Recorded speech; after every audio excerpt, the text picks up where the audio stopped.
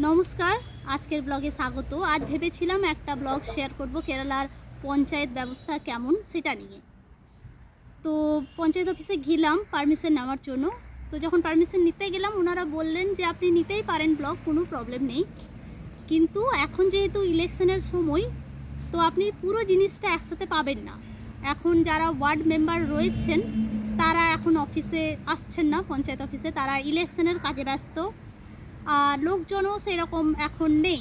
তো আপনি পুরো জিনিসটা যদি শ্যুট করতে চান তাহলে আফটার ইলেকশন আসুন, তাহলে আপনি পুরো জিনিসটা আসতে পেয়ে যাবেন। তো আমিও ভেবে দেখলাম যে সত্যি তো তাই, এখন পঞ্চায়েত অফিস একদম ফাঁকা, পুরো জিনিসটা একসাথে পাবো না, খাপ ছাড়া হবে। তার থেকে বেটার যে আমি ইলেকশনের পরে শ্যুট করবো।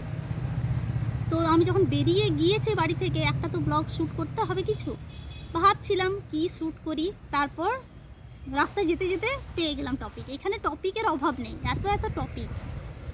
তো আপনারা দেখতে থাকুন, এটাও কিন্তু একটা পার্ট। মানে এই যে এখানকার যে আমাদের গার্বেজ সিস্টেম, আমরা বলি না যে কেরালা এত পরিষ্কার পরিচ্ছন্ন কেন, কোথাও এতটুকু নোংরা দেখতে পাই না। পঞ্চায়েত মিউনিসিপ্যালিটি ছাড়াও আরও একটা সিস্টেম রয়েছে, যার কারণে এখানে আমরা রাস্তাতে মানে কোনো জায়গায় প্লাস্টিক বলুন, মানে যে কোনো জিনিস, সমস্ত জিনিস কিন্তু কালেক্ট করা হয়। সেটা কিভাবে হচ্ছে সেটাই আজকে আপনাদের সাথে শেয়ার করব, আপনারা দেখতে থাকুন। ভারতের প্রায় সব জায়গাতেই একটা কমন সিস্টেম আছে, কাবাড়ি বাওলা বা স্ক্র্যাপ কালেক্টার্স। ওরা বাড়ি বাড়ি গিয়ে পুরনো কাগজ, প্লাস্টিকের বা কাঁচের বোতল, ভাঙাচোরা টিনের বা লোহার জিনিস কিনে নেয়, তারপর সেগুলো রিসাইকেলিংয়ে যায়।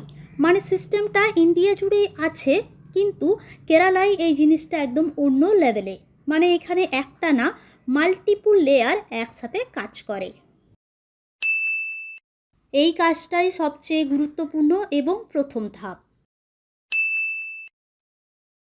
হারিতা কর্মসেনা, বাংলায় বললে হরিত কর্মসেনা, পঞ্চায়েতের অধীনে কাজ করা এই মহিলারা বাড়ি বাড়ি গিয়ে প্লাস্টিক ব্যাগ সংগ্রহ করেন।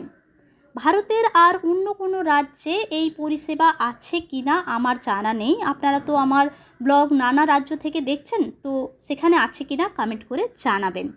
যে পরিবার থেকে এই প্লাস্টিক সংগ্রহ করা হয় তাদেরকেই 50 টাকা করে দিতে হয়।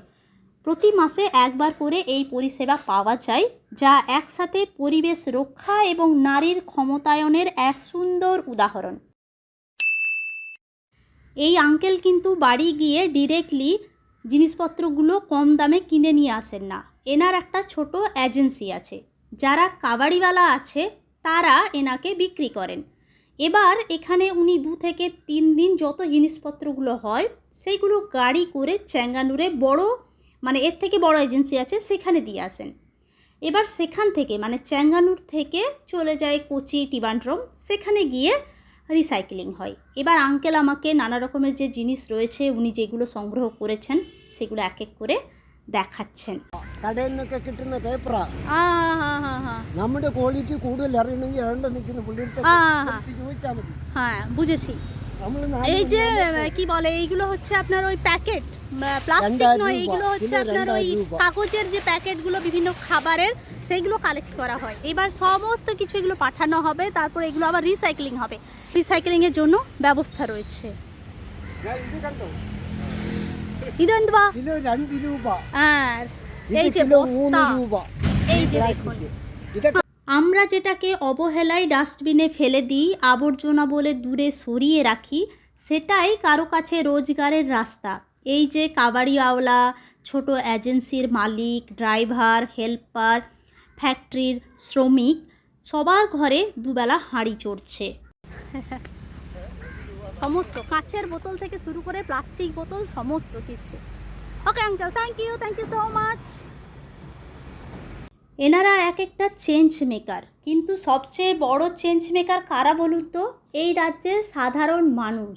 তারা সমস্ত ওয়েস্ট আলাদা করে রাখেন, যেখানে সেখানে রাস্তার মধ্যে ফেলে দেন না। আমরা অনেক সময় ভাবি আমি একা কী বা করতে পারি, কিন্তু কেরালা দেখিয়ে দিয়েছে একটা সমাজ যদি একসাথে বদলাতে চায় তাহলে অসম্ভব কিছু নেই।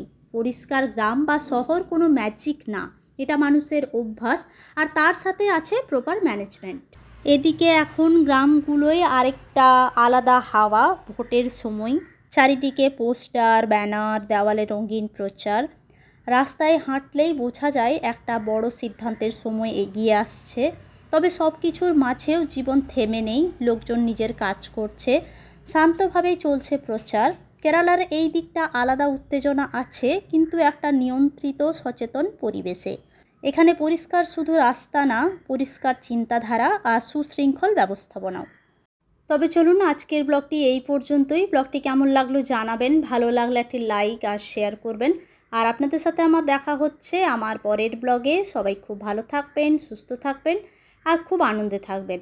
ধন্যবাদ।